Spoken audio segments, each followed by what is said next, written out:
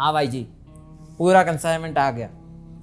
हाँ शुक्रिया, मिलते हैं। हाँ प्रणाम भैया, प्रणाम, प्रणाम प्रणाम। सोच रहा था कि और एक कॉलेज खोल लूँ नया। अरे बिल्कुल खोल लेंगे यार, लेकिन ये फैकल्टी कहाँ से लाएंगे हम? भैया चाहिए। अरे ये ना, ये अपना डीएन नगर के कॉलेज से एमबीए किया है इसने। क्या बात है, अरे शाबाश शाबाश, क्या बात है क्या बात है। वो मेरा शुगर फ्री बिस्किट लेके आ जरा। ये टीचर वीचर तो ठीक है, लेकिन जॉब प्लेसमेंट का क्या करेंगे? इलेक्शन आ रहा है ना, पंटर बचा दूंगा। Internship. You had put out at the beginning of the year that you will hire 40,000 freshers. Does the target stay? The top three firms, Infosys, TCS and Wipro, have fired almost 25,000 people in the last 6 months. We're recalibrating our hiring. So our hiring numbers are going to be less compared to our attrition. IT firms are going through a serious makeover, or rather, handover. Take a look at this chart. This is the CEO annual pay of Indian IT companies, especially the top 6 ones between 2012 and 2022. As you can see, for Infosys, 2012 salary was 80 lakhs and today it's nearly 80 crores. But at the same time, contrast that to freshers' annual pay. In 2012, freshers were paid 2.75 lakhs per annum and in 2022, they were paid just 3.6 lakhs. The bump in CEO pay is this much and the bump in freshers' pay is just this much. And that fundamentally is why a lot of engineers and freshers from colleges today, especially the tier 3 colleges, are upset about. The world has changed and in this video, we are going to unpack why exactly this is happening. See, we've all heard people around us speaking about how their nephew, niece or cousin got a great package at XYZ company. Even colleges these days boast about big tech companies that hire from them. IT jobs have considered to be hot and trendy for 3 to 4 decades now, but the present scenario is not the same. The main reason for this, package in a nutshell,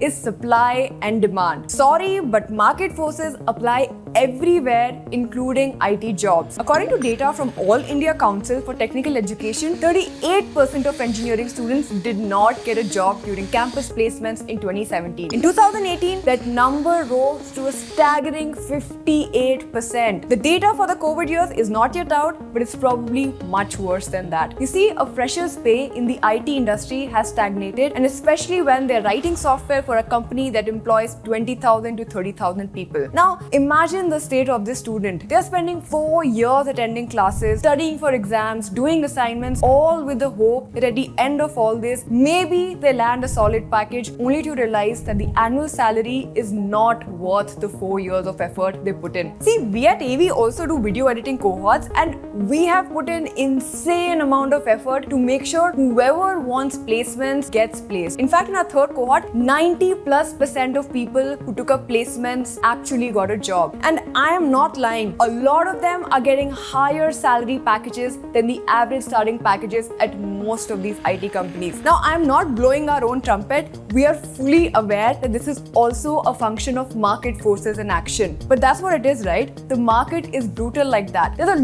lot of demand for video editors because suddenly a lot of these large companies are going out and creating their own channels and content, and at the same time, there's not enough quality supply. Now, this equation has reversed in the case of software engineers, especially ones who are doing entry-level IT jobs, and this is all thanks to random engineering colleges pumping out below average engineers. See, with AI tools getting better, my worry is this will only get worse. But let's understand some context and figure out how India actually got here. So, how did India start exporting software to the world in the first place? See, India's IT boom can be pointed towards 3 major events. The very first event was IBM's entry into India. After India's independence, Jawaharlal Nehru invited IBM to set up operations in the country. Now, if you're young, the IBM name might not mean much to you. You probably don't even recognize it. But IBM was one of the biggest tech companies in the world. IBM used to make mainframe computers. These mainframe computers took up entire rooms and used to cost around 25 lakhs in 1970. They were mainly used for large-scale data processing and transaction handling. By the 70s, India had a few hundred of these installed specifically in banks, some education institutes, and some government agencies. But the question is, who was operating these? See, regular people back then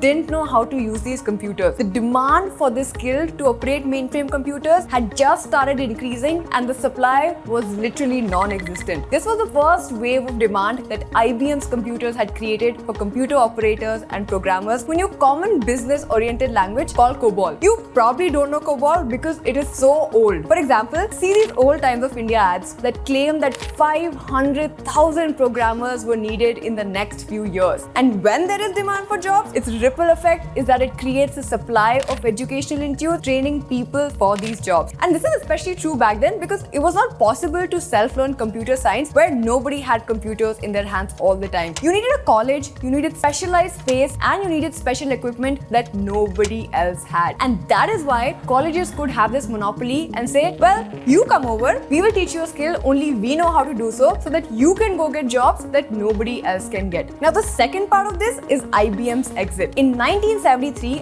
IBM's path in India took a completely different turn where India's Foreign Exchange Regulation Act was introduced. According to the New York Times, this act required most foreign companies to divest or get rid of majority or 60% of equity of their subsidiaries to Indian shareholders by the end of 1977. So IBM had two choices now. Either list the company in India's stock market or divest shares and make the majority shareholder an Indian. IBM chose a third option. They left India. At a later point, they came back, but IBM had left behind a problem. Who on earth would service and maintain their mainframe computers? Like they say, necessity is the mother of all invention. By the 1980s, Indian startups like HCL came out and then followed by the wave of Wipro, Infosys and TCS, where they started with mainframe computers and then eventually migrated to software. You see, software back then wasn't like the software we have now. You would have to put in your computer either with a floppy disk or with a CD. So not only did the software have to be created, it also needed to be distributed and it was also very hard to learn. So a lot of people in India, people like Narayan Murthy, realized there's an opportunity to create a league of good software engineers here who could export their skills as a service to companies across the world, where these companies handle the distribution of their software and they contract the companies in India to do it. But as we all know, software didn't really get stuck behind offline. It didn't get stuck being on a CD-ROM drive or a floppy disk. It went online. There was a birth of cloud software, and TCS, Infosys, Wipro, they suddenly found themselves excellently positioned. They had a legion of old school software developers, but as most of you who are software developers know, it's not very hard to transition from writing code that operates locally to writing code that operates on the cloud. So they used the same skill and started developing cloud software for many of these businesses across the world, and therefore India sealed its position as the back office of the world. Now, the third catalyst was the global crisis called Y2K. As the world transitioned from the 1900s to 2000s, people were worried that systems using 2 digits for years might mistake 2000 for 1900, which seems trivial now, but a wrong date on a computer, especially in banking systems, could be a massive disaster. People were literally losing their minds. In fact, even the UN got involved, and once again, there was a huge demand for programmers. This time though, US wasn't actually able to satisfy this demand because at this point, they had moved away from teaching COBOL, and because US colleges had stopped teaching it, India found the opportunity again. This is one of those places where India, being slightly stuck in the past, or at least with engineering colleges, because they were able to write code in COBOL and they had already adapted to the IBM computers. So you see, there was a lot of demand and people across the world woke up to the idea of India being a place that they could actually outsource software to. Leading up to 2000, 1996 onwards, Indian IT companies started solving problems for companies like Ford, American Airlines, and tobacco major Philip Morris. At this time, the demand for programmers was absolutely on steroids. It was the most mind-blowing place to be. So computer training institutes like NIT and Aptech were running special courses to quickly pump out thousands of extra programmers needed. They weren't the ones doing the selling to the end company. That was Infosys, TCS, Wipro and whatnot, but they were the ones generating the software engineers along with many of India's colleges that said that software is going to be important. Let's start teaching this. By 1997, India's software exports went past the $1 billion mark, and today those exports are worth around $178 billion. But right now, there's a problem. This equation is reversed. See, it's a lot like a balloon. When you start pumping air into a balloon, there's a maximum size it can grow up to. But after that, the balloon is going to bust. And I think this is where we are at right now. Not because the demand for engineers has reduced over the last 3 or 4 years, but because our supply has inflated like anything. And the supply is not quality supply, because see, you have to understand, at this rate, many of these good institutes had come out. It was actually tough to get computer centers up and running and operational 20 or 30 years ago. Having internet access in college at that time was considered a very big deal. In fact, when BSNL first came to India, here was the price of what they charge for bandwidth. Today, the same bandwidth costs you just this much. But over time, two things happened. A lot of people were able to self-learn software. They were able to learn it online. So obviously supply increased. At the same time, many of the engineering colleges grew complacent. A lot of these real estate owners in tier 2 and tier 3 India who said, I have a lot of this land, I don't know what to do with it. Let me put one teacher here. Let me get one approval through corruption and let me run a college. This is a solid way to make money. So did a bunch of Me Too colleges. And it turns out that colleges provide a lot of leverage to people, at least in the early days of computer science engineering. The leverage was, I get access to this equipment, I get access to professors who have worked with the IBM technology that no one else knows how to work with, and these people will also put me directly in IBM because they have the relationships with IBM. See, but things have changed now. The new age colleges is literally these tier 2 uncles who are just like, I have land, don't know what to do with it, didn't do any of these things, and granted zero leverage to their students. There was nothing in the college that you couldn't learn yourself, you couldn't learn online, and the college was also unknown, so they didn't have a brand. And the final frontier of the college, that is actually doing placements, putting the person directly into the company because they had relationships with the company, had also started fading because most of these tier 2 or 3 people simply aren't as well connected as they say, and more importantly, they have let many of the recruiters down in the past by supplying subpar talent that the recruiters also grew tired of, and they were like, I'm not going to come to this college anymore. In fact, I saw this picture recently on social media where the kid was complaining that the first recruiter in almost 6 months had come to a college and there were 600 people sitting in the auditorium applying for just 5 slots that the company had opened. It is absolutely ridiculous competition and very little supply of jobs. The thing is, these people don't have a brand or the network to actually support these students. Freshers are even claiming that big firms like TCS, Infosys, Wipro, Tech Mahindra and Accenture have delayed the onboarding recently after issuing offer letters nearly a year ago, and the terms are ridiculous for 2.5-3 lakhs an annum of salary. Many of these people have to sign bonds and they're not even doing the actual work because many of them are actually on a bench, because Infosys knows that 20% of people they hire are going to leave every year. So they need a bench. In case one person leaves, they need to swap the person out. Now, it's easy to blame an Infosys or the TCS, but it's actually not really their fault. We know how tech services agencies are run, and it is a bit of a nightmare. It is very hard to keep both the client happy as well as the employees happy, where from the day to day till whenever you decide to shut down the agency, you're basically going to be connecting clients and talent inside. It is essentially a hard job. You need to have lots of middle management. You have to kind of presume when somebody will quit 6 months beforehand. And obviously, talent from colleges is not really being trained. So you also have to take the headache of training all of them yourself. All of this responsibility and headache falls on the CEO's head. And if the CEO tomorrow decides, I don't want to do this, even replacing him, the cost of the 2 months of replacing that talent means that the company will lose far more than CEO's salary if the CEO decides to do that instantly. In the early 2000s, companies hunted for good talent and tried to attract them with great packages. But when the supply today of talent is many more times than the requirement, there's no incentive for IT firms to increase their pay. On top of this, the college network is also weakening. And what do these subpar colleges do about that? Instead of them improving professors, instead of them improving their placement network, which is the hardest part, they just decide, let me start one more. Let me start another stream. Let me start another vertical, because none of these people are thinking long term. In fact, if you go to the origins of the idea of college itself, college was a place where the smartest people in an industry came together and said, we are about to retire, let's teach other people what we know, right? And they partnered with entrepreneurs, people who said, fine, you teach them all you know, and I will sell them to companies so that every person is happy here. The professors are happy and paid, me as an entrepreneur is paid, and the student who's learning from you is also paid because he is getting a job. I mean, at this point, I feel like the only people who are getting scammed are the parents, because everybody else knows. teachers know, students know, deans know, and the parents unfortunately are doing it for status simply because your dad or mom want to go to their neighbor's house and say, my kid is a computer science engineer and my kid is working in an IT job. And there's one more thing I'll need to touch upon, okay?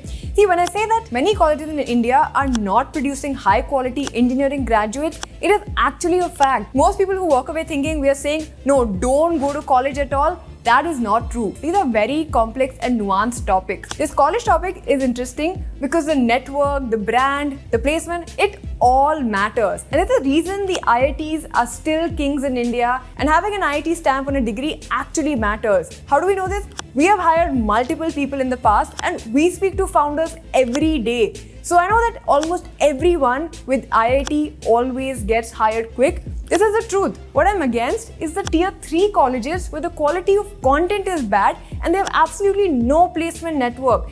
That is the problem. See, don't walk away from this video thinking, oh, IT has no scope. That is a weird thing to say because no matter the success or failure, everything around you is because of the wonders of computer science. Your phones, your TV, even this video that you're watching right now. In fact, the next era of artificial intelligence is still going to be built on the foundation of computer science. So it is very obvious that there's scope here. Where there is no scope is for these tier 3 colleges that should be held to better standards. When you think of college, you are thinking this, but that is not the average college in India. The average college in India looks like this, and this is the problem. This is leading to below average oversupply of talent. In fact, if you can even use Git today, then you're in top 20 to 30% of engineers already and you have nothing to worry about. But believe it or not, many computer science graduates who graduate from these colleges that don't really care about them are stuck or don't even know how to write code or have any interest in it. Now you might say, Achina, till now you've spoken about the problems.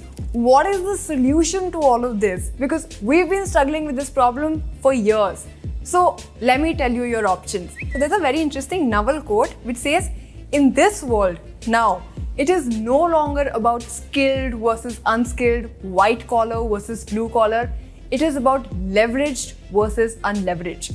When there's too much supply of something and the demand is very low, you don't have too much leverage. It's funny, right? A lot of people who come to a video editing cohorts, they go out and say, well, the content must be worth around 7,000, 8,000, but they are missing the point. You are not coming here to buy the course content. When you come to AV's cohort, you are buying leverage. You are buying AV's brand. You are buying a 250 plus strong recruiter network. You are not coming here to buy the content because, sorry to burst your bubble, the content is available freely online if you really have the motivation to look. We have a great community. There are lots of people motivating you. In fact, we have just onboarded a performance coach and we have lots of other things. But at the New Education Institute, at the core of it all, you have to do placements perfectly. Ultimately, people who are coming are buying our network. In fact, look at the number of people that have been hired at different places. This is the network, this is trust,